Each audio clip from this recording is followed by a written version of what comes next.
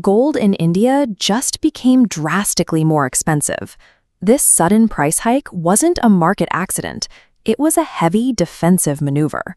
By making precious metals harder to acquire, the government has stepped in to manually control the flow of one of the world's most sought-after assets.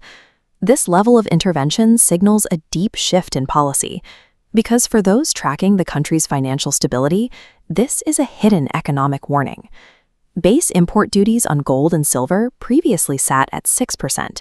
The government has now pushed that tax to a massive 15%, then stacked an additional 5% tax on top to fund agriculture and infrastructure development.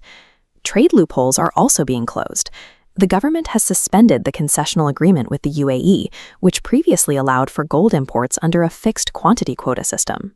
The government built a financial wall between the consumer and the global gold supply, a move necessitated by a growing crisis in a different commodity. India's core vulnerability lies in its supply chain. The country produces almost no gold domestically, meaning 90% of the entire supply must be brought in from abroad.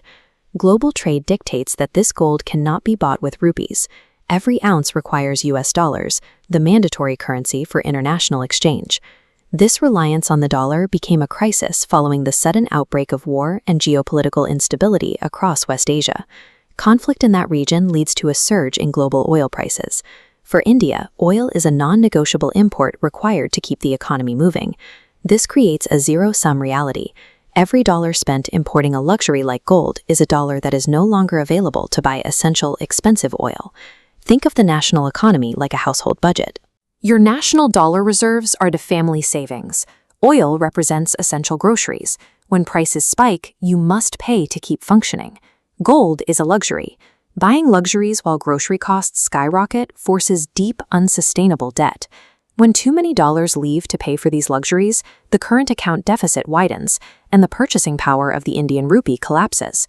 The 15% tax functions as a physical barrier, effectively confiscating the national credit card to stop the outflow of dollars.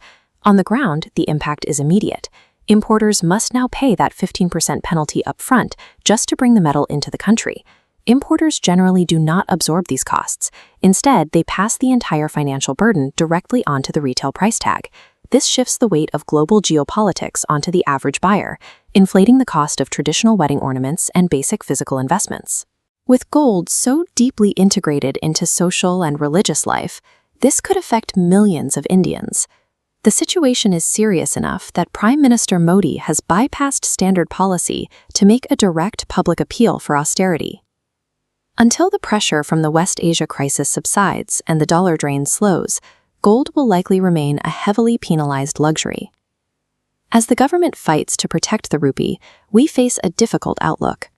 If gold prices keep rising, what happens to